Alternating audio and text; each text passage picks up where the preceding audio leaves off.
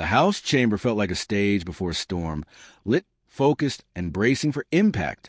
Hours before the decisive vote on a massive spending bill, tension gripped the room. Karoline Leavitt sat at her table, shoulders steady, hands resting on the red folder marked Truth. Across from her sat Ilhan Omar, eyes sharp, lips curled into a half-smile as she leaned into the microphone. Reporters angled their cameras forward, knowing something unforgettable was about to unfold. Omar wasted no time. "This red folder crusade," she said with a mocking lilt, "is nothing more than a privileged tantrum wrapped in false patriotism." Then came the line that would set the night ablaze. "America isn't owned by people like you, Karoline." Gasps broke from the press gallery. Aides' heads turned. J.D. Vance froze mid-sip, but Karoline didn't flinch. She reached for her folder without a word, thumb brushing the cross at her neck. The insult hadn't rattled her. It had only sharpened her focus. Her silence was louder than any rebuttal. But when she stood, the air changed. Because what Omar didn't realize was this. Karoline hadn't come for applause.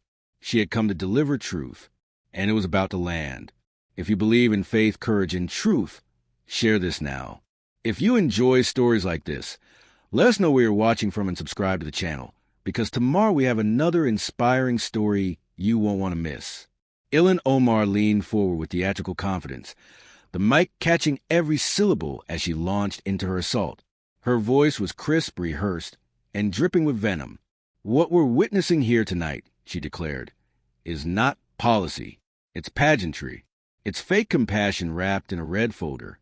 It's white nationalist policies hiding behind prayers and platitudes." She gestured broadly in Karoline's direction without naming her, like a stage actor playing to the rafters. "A red folder doesn't make your values righteous," she sneered. "It just makes them visible. And the truth is, those values aim to erase people like me from policy, from power, and from the American story." There were murmurs throughout the chamber.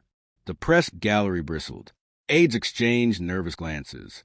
A few scattered claps echoed from Omar's side of the room, tentative, unsure. Even among her allies, the tone felt sharp, bordering on something deeper. But she wasn't done. "This country," Omar continued, "is for the many, not the few. It doesn't belong to the red folder crowd. It doesn't belong to the fearmongers. It doesn't belong to those who think quoting scripture gives them dominion over justice." She sat back slowly, offering a smug smile. The moment was hers, or so she thought. Karoline didn't react. She didn't blink. She didn't even look at Omar. Instead, she calmly opened the red folder on the table in front of her. Her hand moved methodically, sliding the first page into place. Her silver cross glinted faintly in the overhead lights. A camera operator zoomed in, sensing something was about to shift. The stillness was louder than any comeback. Omar glanced sideways, uncertain. Reporters leaned in. The tension in the chamber had changed, less like a political forum and more like a courtroom. Seconds before the verdict, Karoline looked up, not with rage, not with defiance, but with something quieter and far more dangerous. Resolve. She pushed back her chair, the legs scraping softly across the polished floor. She stood slowly, her posture straight, her expression unreadable. Then, finally, she spoke, not with a shout, not with fire, just a calm, level tone that cut sharper than any insult. "Since you've asked for truth to your face," Karoline said, her gaze locked on Omar's, "here it comes." The room fell into total silence. No shuffles, no whispers. Even the clicking of reporters' keyboards halted, because in that single moment, everyone knew the balance of the evening had shifted. The red folder wasn't just a symbol. It was a weapon, and Karoline Leavitt was about to use it. Mini cliffhanger complete. Prepare for impact. Karoline stood tall, her hand resting firmly on the open red folder. The quiet in the House chamber was electric, tension bristling in every corner like the air before a thunderclap. She didn't raise her voice. She didn't need to. The strength was in her stillness. She lifted the first page from the folder and held it up for the cameras to see. The header was unmistakable: internal memorandum, budget leveraging strategy, congressional seal, time-stamped, Rio, I want to read something, Karoline said calmly. This is an internal email between staffers from Congresswoman Omar's office and the House Appropriations Committee dated just 6 days ago. She scanned the page, then read aloud with surgical clarity. Lock advancement of the veterans funding package unless sanctuary city grants remain prioritized in amendment language. Create pressure by emphasizing missed military pay cycles as GOP failure. The room inhaled as one. Karoline let the silence breathe before delivering the blow. You blocked funding for wounded soldiers, men and women who risked everything, just to force money into programs that shield illegal immigrant crime and skirt federal law. Omar's composure tightened. Her jaw clenched. But Karoline didn't give her space to speak. You've gambled with our heroes' paychecks for political games, she said, the words crisp and cold. And then you dare accuse others of cruelty.